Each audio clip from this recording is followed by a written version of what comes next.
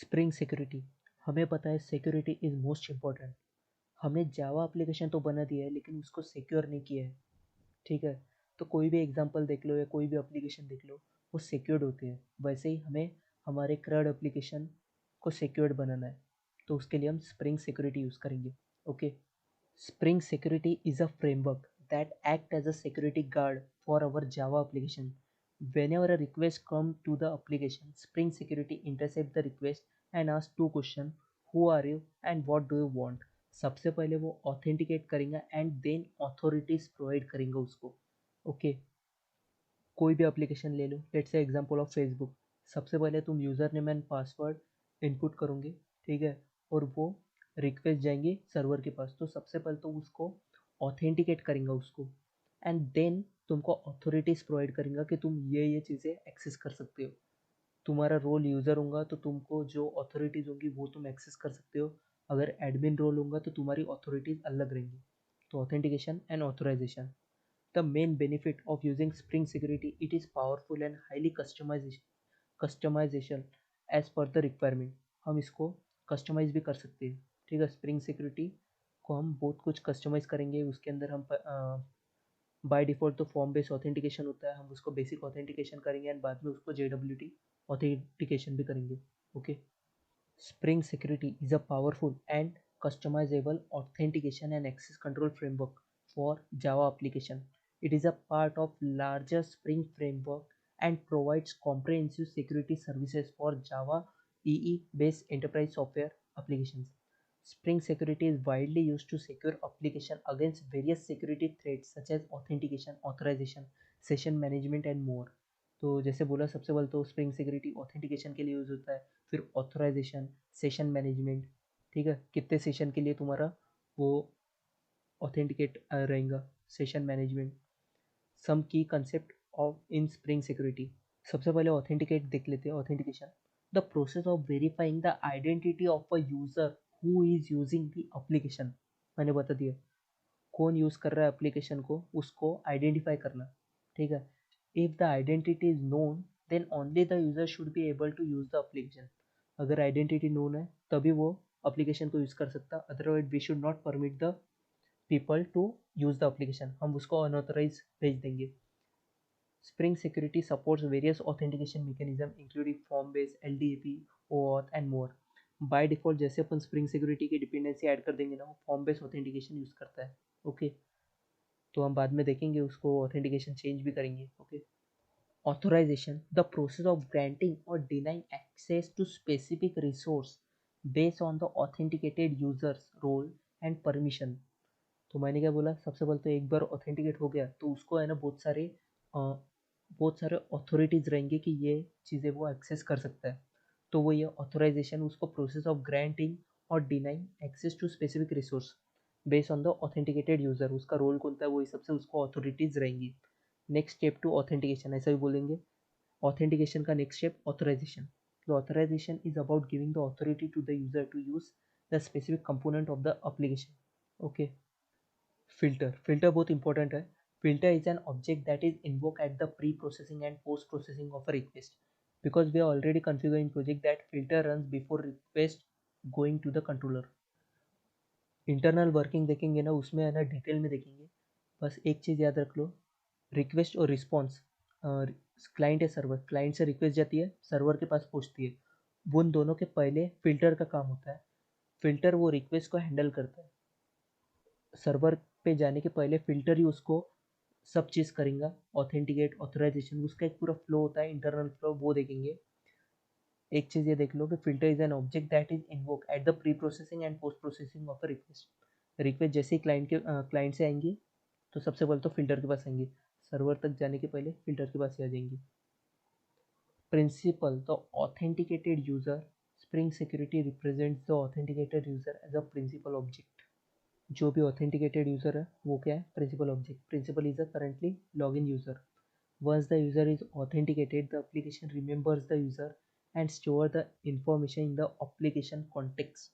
This is why we do not require to provide a user ID and password at every request। ठीक है, तो ये हम देखेंगे कि जैसे अभी है ना अपन स्प्रिंग सिक्योरिटी का एक प्रोजेक्ट बनेंगे स्प्रिंग बूट से, और ये हम देखेंगे, ठीक है। Granted authority, the granted permission associated with the principal authorities are typically represents as a role. ये बता दिया कि उसको कौन कौन सी ऑथोरिटीज़ है। जैसे यूज़र रहेगा रोल तो उसको सम ऑथोरिटीज़ रहेंगी, एडमिन रहेगा उसको थोड़ी बहुत ऑथोरिटीज़ रहेंगी। Role is basically a grouping of authorities. Security context, ये सिक्योरिटी कॉन्टेक्स्ट फिल्टर्स एंड ये सब चीज़ें internal working of a spring security जब हम देखेंगे उसके अंदर बहुत सारे कंपोनेंट्स है, उसमें क्या है तब डिटेल में समझेंगे। तो फ़िल्टर चेन क्या है, जैसे मैंने बता दिया, क्लाइंट से रिक्वेस्ट आती है, सर्वर के पास जाती है, तो उन दोनों के बीच में सेट ऑफ फ़िल्टर्स होते हैं, ठीक है। वो रिक्वेस्ट सेट ऑफ फ़िल्टर्स के थ्रू जाती है और तब जाके वो सर्वर के पास पहुँचेंगी, या फ़िल्टर से वो पास होकर क्लाइंट के पास चली जा सकती है अगर वो ऑथेंटिकेट हुआ ही नहीं, मतलब बताऊँगा डिटेल में। A series of filter that process and manage the flow of a request through the spring security system, ठीक है। A central object that holds information about the current authentication and authorization detail. Security context detail में देखेंगे, okay.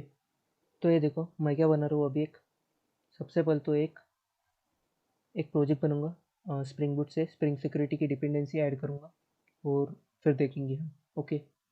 तो spring initialiser से मैंने एक project बना दिया है, S S demo, spring security demo करके ऐसे एस एस डेमो नाम दिया है।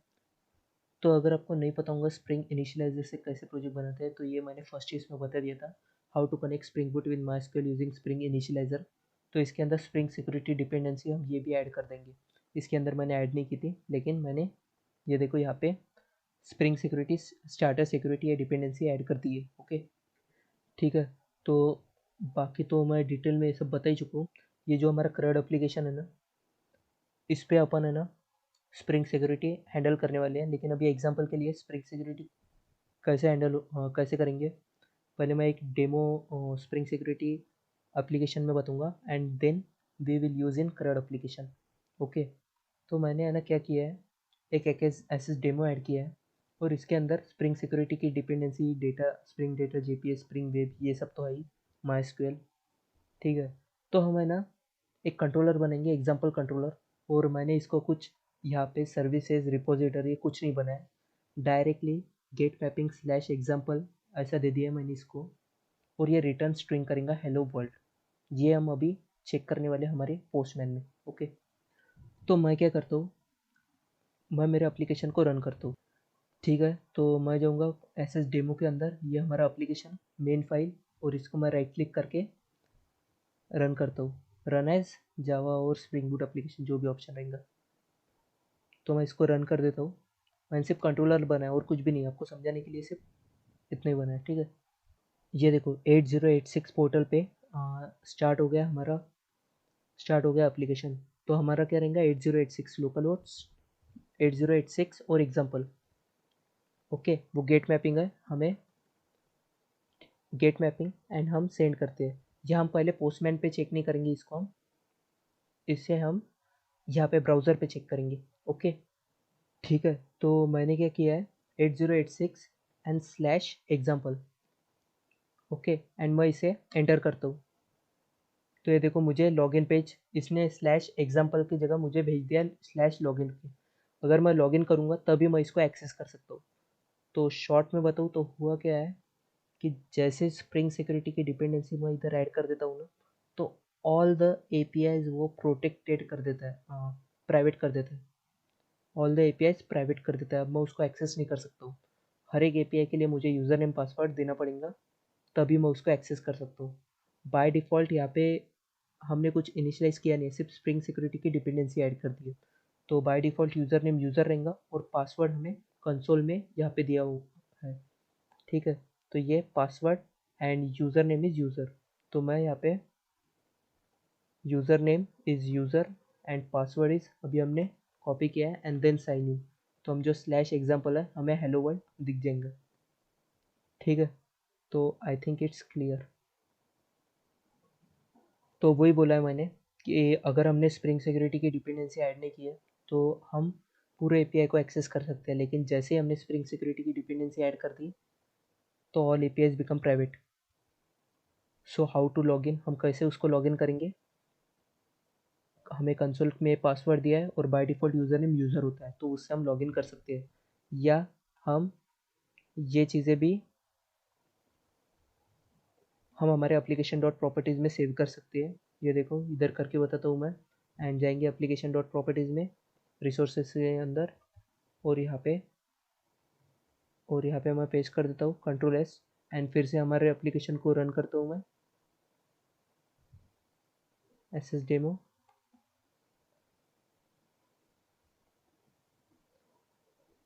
अब क्या होगा, हमें पासवर्ड है ना कंसोल पे नहीं दिखेगा, पासवर्ड हमारा यही रहेगा और यूज़र नेम भी हमारा यही रहेगा। ठीक है, ओके। हमने क्या किया, सर्वर बंद ही नहीं किया और वैसे उसको स्टार्ट कर दिए। तो हमें अभी का मैं 8087 ले लेता हूँ पोर्ट, एंड फिर से इसको रन करता हूँ।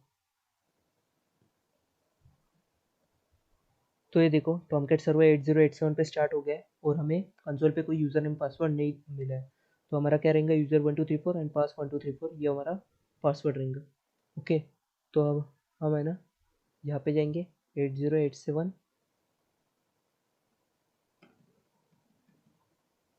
8087/एग्जाम्पल, इसको हिट करेंगे तो ये हमें लॉगिन के पास भेज देगा।